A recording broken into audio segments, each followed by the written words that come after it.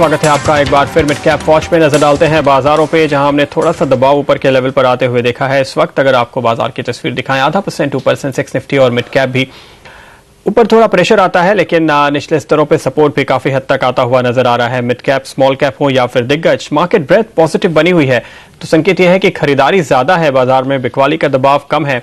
अच्छे वॉल्यूम के साथ जो मदद आ रही है कुछ एक प्राइवेट सेक्टर बैंकिंग शेयर्स से, उनमें एक्सिस बैंक शामिल होगा, 3% ऊपर है ये।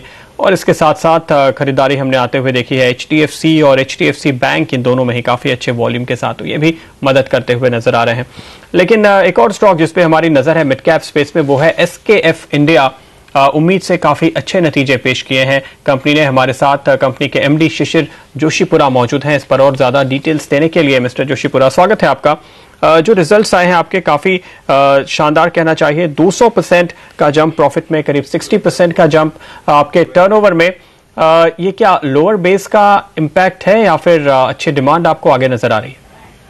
मेरे ख्याल में दोनों ही है कि पिछले साल पहले क्वार्टर में तो जो हमारा रिसेशन चालू हो गया था उसका संपूर्ण इफेक्ट उस वक्त देखने को मिल रहा था। तो अगर हम उस समय के नंबर से इस समय के क्वार्टर का परफॉर्मेंस कंपेयर करें तो नंबर ज्यादा दिखेंगे ही जी। लेकिन मैं ये भी कहूंगा कि हम ये देख रहे हैं कि सभी सेक्टर में डिमांड काफी स्ट्रांग है और किसी एक सेक्टर में नहीं, पर एक काफी ब्रॉड बेस के ऊपर डिमांड स्ट्रांग है। उसके तहत ये हमारा परफॉर्मेंस।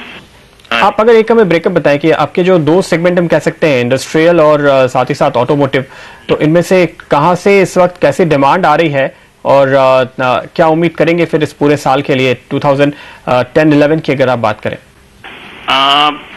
यही मैं आपको बता रहा था कि जिस भी सेक्टर को आप देखें, इंडस्ट्रियल सेगमेंट में देखिए या ऑटो सेगमेंट में देखिए, आप OEM के साथ में देखिए या आफ्टर मार्केट में देखिए, हर तरफ से हमें काफी स्ट्रॉन्ग डिमांड देखने को मिल रही है।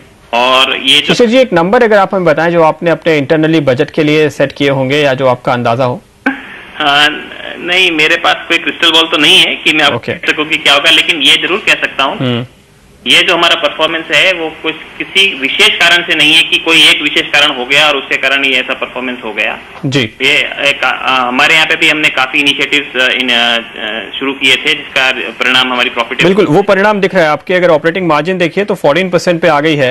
आप हिस्टोरिकली 15-16 तक कर लेते हैं, तो अब ये माने कि ये और थोड़ा इम्प्रूव होगी और उस लिहाज से मार्जिन एक्सपेंशन की वजह से अभी प्रॉफिट बढ़ने का और मौका है। कितना लगता है आपको अगले साल के लिए?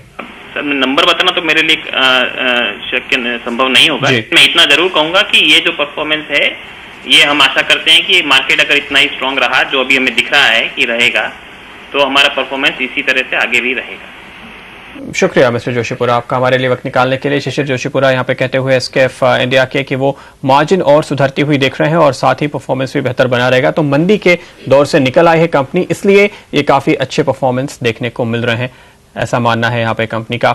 और अब वक्त है हेल्पलाइन का।